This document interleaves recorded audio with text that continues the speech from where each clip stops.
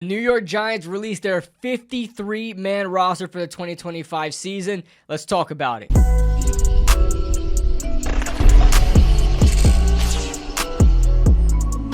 What is going on, guys? What's going on, 27 Squad? Welcome back into another video, and we got a lot to talk about. The New York Giants released their 53-man roster. I'm happy it did not take long like it did last year. I think it came out like 9 p.m. last year, somewhere around there. But thank God that it came out right around 4 or 5 o'clock. We were able to talk about it early and able to digest it a lot easier. Listen, there were a couple of surprises on here, but if there's one thing that we can learn from this roster, this 53-man roster cut down, is that the Giants are turning the corner when it comes to roster management, the depth that we have on this team, and going from a badly run organization to one that is trying to win and maybe going back to the glory days of winning games like we used to. Before we get into it, make sure you guys hit that like button and subscribe if you're new to the channel. We're doing some big things on this channel and across all platforms. Make sure you follow me on all the platforms listed right here. And we got a sponsorship on the channel that I'll be introducing very soon. So thank you guys. You guys mean the complete world to me, and you guys help me out. And you guys, your support of the channel really keeps this channel afloat and it keeps the lights on. And shout out to all the members out there as well that I highlight at the end of, on the outro. You guys awesome. We're doing some big things on the membership channel, as the membership side of the channel as well. So if you guys are interested, make sure you guys join that membership. All right, so like I said, the Giants are not really coddling and bringing in these fan favorites, the locker room guys, and guys that are here for the vibes. They're not just bringing in guys for that reason. The Giants have done that in years past. Keep undrafted free agent, players. A lot of them keep roster bubble guys that have good stories. The Giants have done that for many years and kept fan favorites around. The Giants are at a point right now where it's like tough luck. I know you love these guys. We love these guys. We got to let them go because we're trying to build a great roster here. There are a couple of surprise cuts and guys that we love that wound up not making the roster, and it really goes to show how much this roster has evolved over the years. Even just with Joe Schoen being here, forget about Dave Gettleman, the Dave Gettleman era. Just with Joe Schoen being here, the roster has evolved insanely. So, all right, so the quarterbacks, Jackson Dart, Russell Wilson, Jameis Winston. This is the first thing I want to mention when it comes to fan favorites. The Giants have released Tommy DeVito, and I don't think they're going to try anything, crazy loophole to bring him back onto the roster, or even the practice squad. I think the practice squad, even Tommy DeVito wouldn't want to be on. He wants to get to a better opportunity, a better destination where he can actually fight for a spot on the roster. If the Giants didn't have Jackson Dart, it would have been it would have made a lot more sense to keep him on there, and he would want to be here to try to, stay with the hometown team that he got signed to play on in the first place.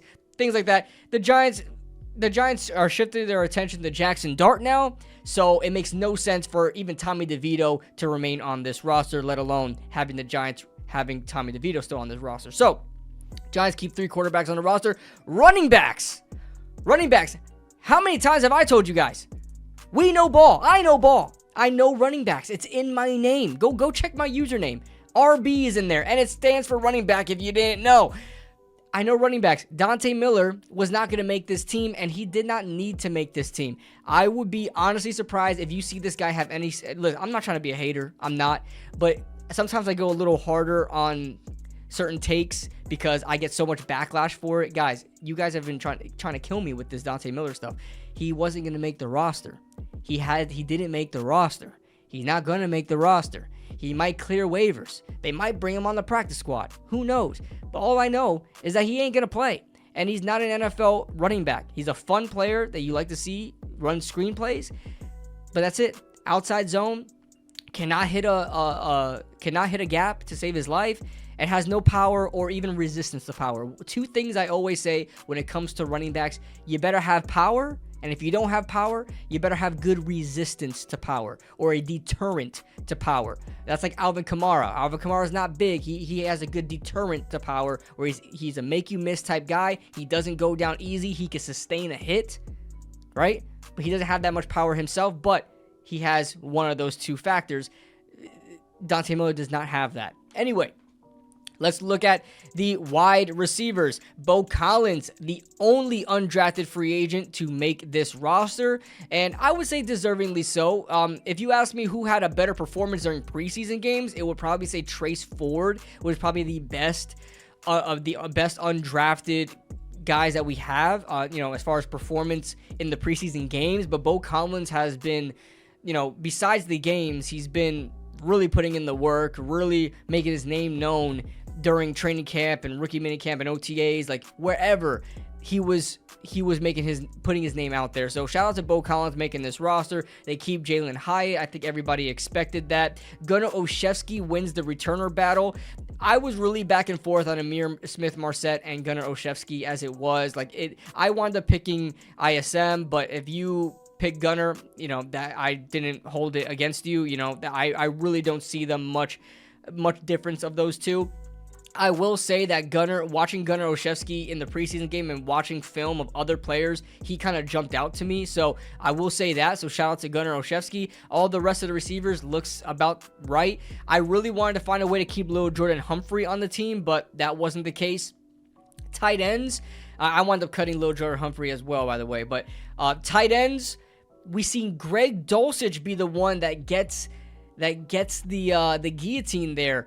That's probably the most surprising of the. Actually, there was another one as well. We'll mention that in the defensive side, but that's probably the most surprising on the offensive side of the football was the cutting of Greg Dulcich. Daniel Bellinger stays on the roster. Shout out to him. Thomas Fidone, the rookie, stays on the roster. Theo Johnson, even Chris Manhertz.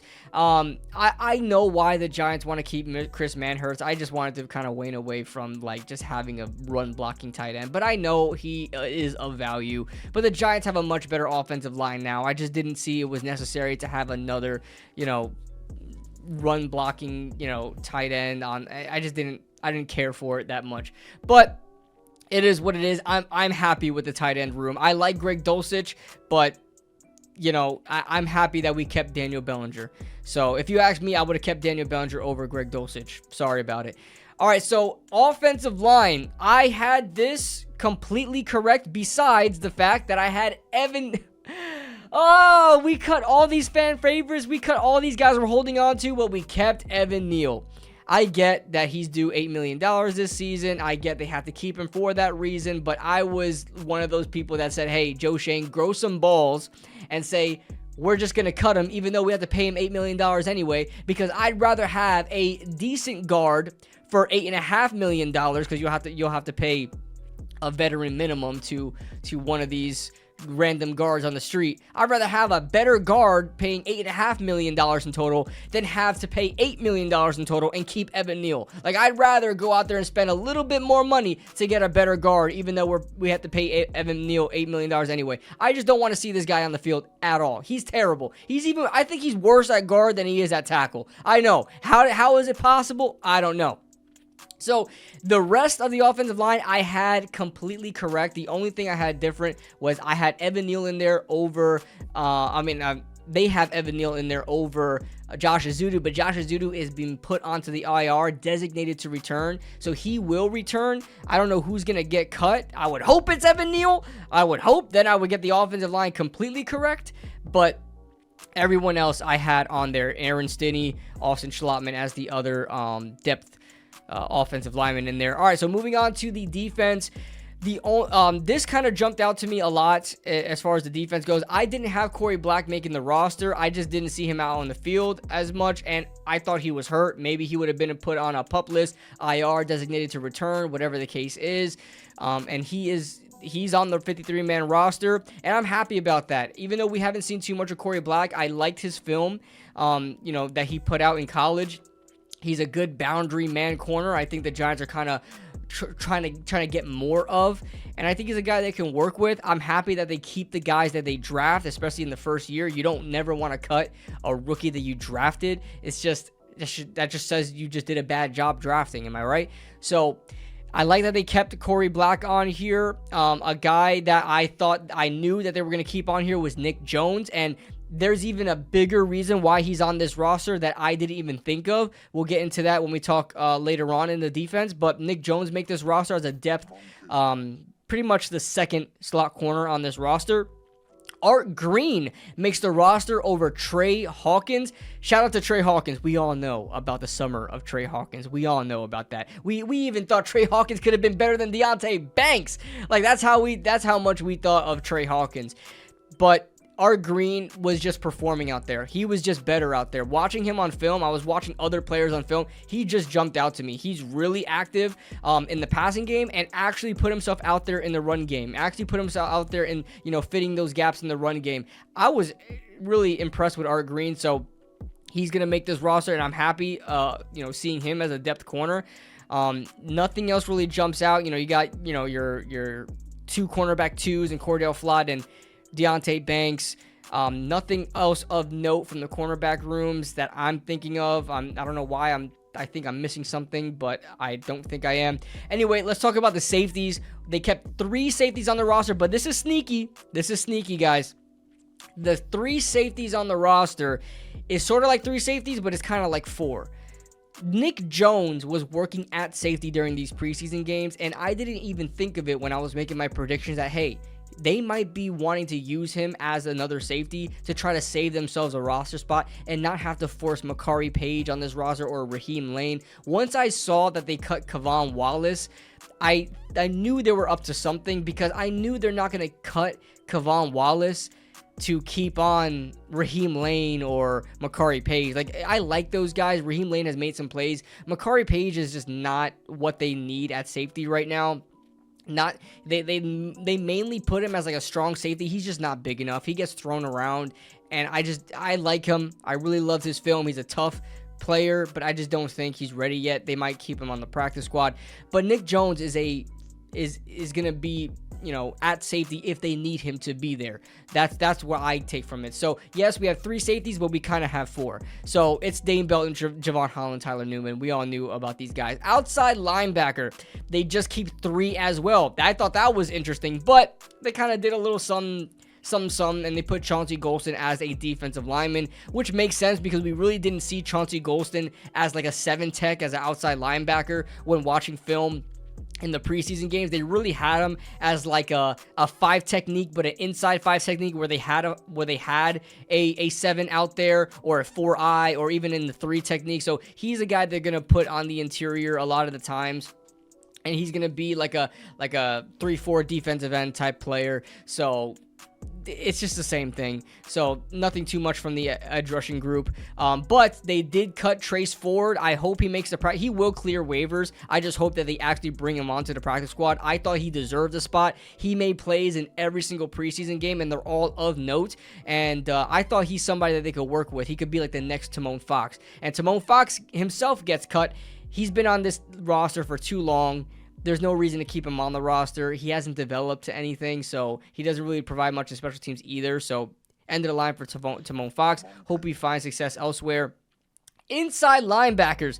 This one was a shock to me because you manage your roster by only having 3 safeties and kind of having a 4th with Nick Jones to save a roster spot for Chris Board and Demetrius Flanagan-Fowles. Now, this jumps out to me, but it makes sense because you got to have some spots for special teamers. And this, we knew that Micah McFadden, Bobby Okereke, Darius Muasau were going to make this roster. Then I saw Deontay Johnson get cut, and I'm like, damn, they're just going to really just rail on I thought Deontay Johnson was a guy they would keep on. But they're going to keep Chris Board, obviously. I knew he was going to make the roster.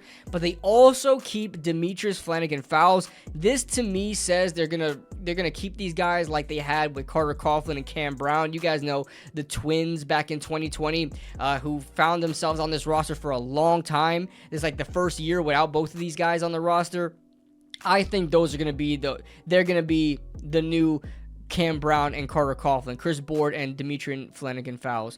Just depth special teams linebackers that really provide a lot of value there in special teams. All right, defensive linemen. We have to say goodbye. If you notice that one name that's not on here, it's Elijah Chapman. Shout out to Elijah Chapman. I really hope he makes the practice squad. There's a chance he may get claimed because he does have a lot of hype around him as a roster bubble guy. He may be a guy, and he also has film out there as a fullback. So You never know. There's a team that wants to have a guy that can work both sides of the ball. But I hope Elijah Chapman remains on the practice squad. I think he's a good player. I think he's a good player. Is he a 53-man roster player? It was borderline. And what the Giants have right now, you may say that it's a weak defensive tackle class, but it is a loaded defensive tackle class. There's nobody that really jumps out to you besides Dexter Lawrence, but there is guys in that in-between like Roy Robertson Harris, Rakeem Nunez-Roches. We really thought we could see more with Darius Alexander, and we have to keep around a guy like DJ Davidson because we have a dedicated nose tackle position.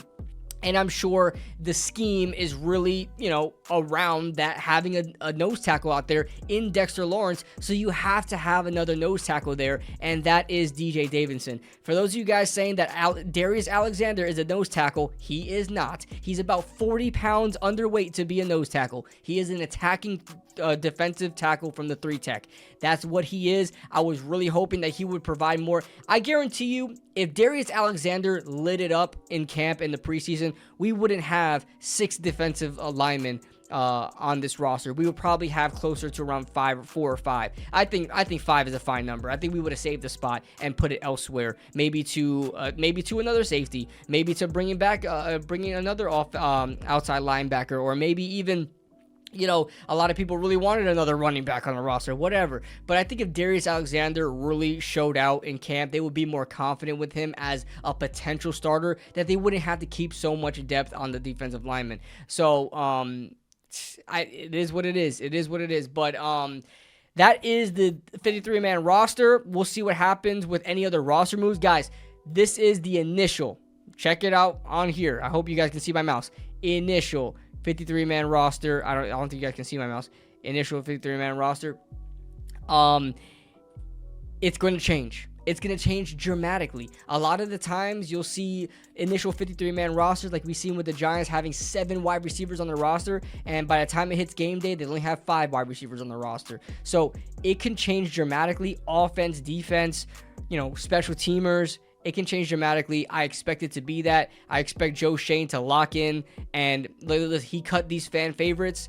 He may cut another guy that you like for an upgrade. So that being said, leave your thoughts in the comment section below. Leave a like if you guys enjoyed. Subscribe if you're new to the channel. We'll see you guys in the next video.